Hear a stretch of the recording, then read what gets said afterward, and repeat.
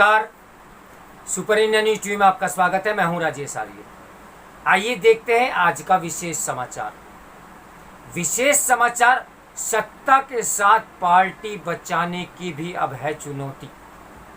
शिवसेना में बगावत यह बता रही है पार्टी और सरकार दोनों ही चलाना उद्धव के बस की नहीं है बात। उद्धव ठाकरे के नेतृत्व वाली महाराष्ट्र विकास आघाड़ी सरकार अंतिम सांसें गिन रही है।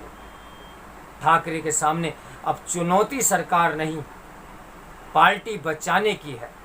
इस राज्य का राजनीतिक घटनाक्रम सभी परिवारवादी पार्टियों के लिए सबक है। बेटे को आगे बढ़ाने के फेर में सरकार और पार्टी जाती हुई दिख रही है।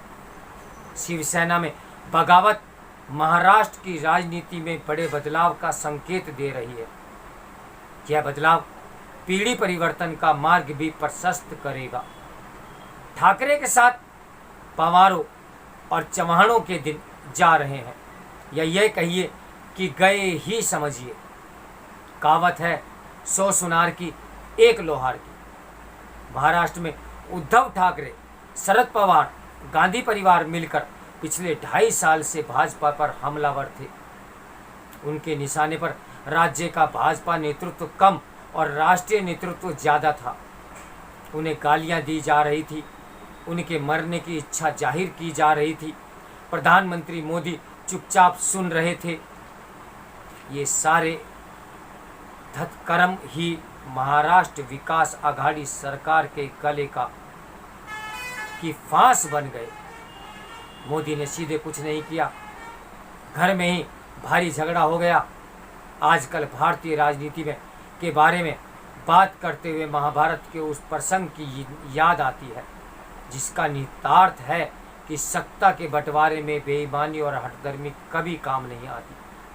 दूसरी बात यह है कि जो 5 गांव नहीं देते उन्हें पूरा राजपाट देना पड़ता है।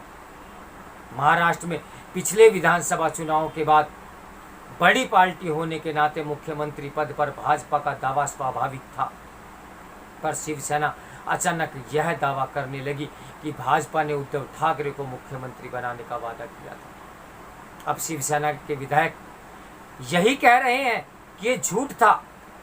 महाराष्ट्र में जो हो रहा है वे भले ही शिवसेना का अंदरूनी मामला हो, लेकिन इस घटनाक्रम ने राष्ट्रवादी कांग्रेस पार्टी के नेता शरद पवार की बहुत बड़े रणनीतिकार की छवि को पूरी तरह ध्वस्त कर दिया। इस सरकार के मुखिया भले ही उद्धव ठाकरे हों, पर इसके जनक तो पवार ही थे। शिवसेना की बगावत में ये वह कुछ नहीं कर सकते थे, पर जिस सरकार को उन्होंने बनाया और जिस वह बाहर से चला रहे थे, उससे इतने बड़े संकट को उन्हें आहट भी नहीं लगी। एक जमाने में 6 विधायक लेकर अपना राज्यसभा से उम्मीदवार जिता लेने वाले शरद पवार राज्य में राज्यसभा और विधान परिषद चुनाव में युवा नेता देवेंद्र फडणवीस से मात खा गए। शिवसेना में बगावत यह बता रही है कि पार्टी और सरकार दोनों ही चलाना उद्धव के बस की बात नहीं है। यह घटनाक्रम देश को लेफ्ट लिबरल बिरादरी के मुंह पर भी करारा तमाचा है। यह बिरादरी पिछले 2.5 साल से उद्धव ठाकरे के देश के सबसे योग्य मुख्यमंत्री बता रही थी। कुछ लोगों की नज़र में इस सरकार की सबसे बड़ी योग्यता यह थी कि इसने भाजपा को सत्ता से आने में रोक दिया। विडंबना देखिए कि इसी मुद्दे पर सरकार जा रही है। बगावत का नेतृत्व पर यह सरकार जा रही है। बगावत का नेतृत्व करने वाले एकनाथ शिंदे कह रहे हैं कि सत्ता के लिए हिंदुत्व नहीं छोड़ेंगे और भाजपा की सरकार बननी चाहिए। उद्धव ठाकरे के लिए सरकार बचाना तो संभव नहीं रह गया है। अब सवाल है कि क्या वे पार्टी को भी बचा पाएंगे, क्योंकि शिंदे के बयान संकेत कर रहे हैं कि वे सरकार गिराने तक की ही नहीं रुकेंगे, बल्कि पार्टी पर कब्जे की कोशिश भी करेंगे। भाजपा के शीर्ष नेतृत्व की भी यही रणनीति दिखती है। सवाल है, क्या एकनाथ शिंदे महाराष्ट्र के चंद्रबाबू नायडू बनेंगे? चंद्रबाबू नायडू ने अपने ससुर एनटी रामाराव की पार्टी पर कब्जा कर लिया था। वह ऐसा इसलिए कर पाए क्योंकि संगठन पर उनकी पकड़ थी। एकनाथ शिंदे के साथ भी यही है। महाराष्ट्र का घटनाक्रम उन सभी परिवारवादी पार्टियों के लिए सबक है कि जहां संगठन और सरकार के फैसले खाने की मेज या बेडरूम में होते हैं, वहां पतन और बिखराव ही होता है।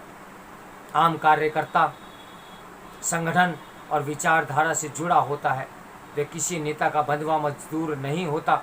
जिस नेता को यह गलतफहमी हो जाए उसका पराभव तय मानिए।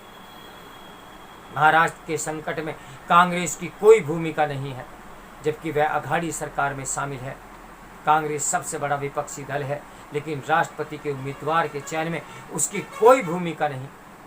पूरी विपक्षी रण राजनीति में कहीं बिखराव, कहीं ठहराव, कहीं टकराव और कहीं पराजित भाव नजर आ रहा है। ऐसा लग रहा है कि विपक्षी देश को राजनीति में फिनिशिंग लाइन तक पहुंचाने की इच्छा शक्ति ही खो चुका है। आज सवाल सिर्फ इतना है कि वह फिनिशिंग लाइन से कितना पहले गिरेगा। महाराष्ट्र में जो कुछ हो रहा है ये केवल उद्धव ठाकरे के राजनीतिक पतन की कहानी नहीं कह रहा, यह राज्य के सबसे बड़े नेता शरद पवार के राजनीतिक नेपथ्य में जाने की मुनादी भी कर रहा है। ये देवेंद्र फडणवीस के राज्य के सबसे लोकप्रिय और कद्दावर नेता के रूप में उभरने की भी कहानी कह रहा है। वह अब महाराष्ट्र में भाजपा के निर्विवाद रूप से सबसे बड़े नेता बन गए हैं। यह मानकर चला जाना चाहिए कि एकनाथ शिंदे के रूप में भाजपा के को एक नए लोकप्रिय मराठा नेता का साथ मिलने वाला है। वे भाजपा में आए या शिवसेना पर कब्जा करके साथ रहें, कम से कम हिंदुत्व की विचारधारा के मुद्दे पर शिंदे के मन में कोई दुविधा नहीं है। इन सब बातों पर घटनाक्रम का निष्कर्ष क्या है? प्रधानमंत्री नरेंद्र मोदी तत्कालिक राजनीति फायदे के नजरिए से कोई कदम नहीं उठाएंगे। उनकी रणनीति हमेशा दीर्घकालिक होती है। उनकी राजनीति का मकसद यह नहीं कि जब तक मैं रहूं सब ठीक रहे, उसके बाद जो हो वह आगे आने वाला जाने। वह भविष्य की भाजपा बना रहे हैं और इसका प्रबंध कर रहे हैं कि उसके बाद जो लोग आए उन्हें उनके जैसा परिश्रम न करना पड़े। नेतृत्व परिवर्तन में केवल पीढ़ी परिवर्तन पर ही ध्यान नहीं रहता, नेतृत्व की गुणवत्ता की जांच परख भी की जाती है। महाराष्ट्र का मामला हो, राष्ट्रपति पद का उम्मीदवार का प्रकरण हो, मंत्रिमंडल में चयन का मामला हो, सबसे बड़ा लिटमस टेस्ट होता है विचारधारा के प्रति प्रतिबद्धता। जो नए लोग लाए जाते हैं उनमें भी उसका ध्यान रखने की कोशिश होती है।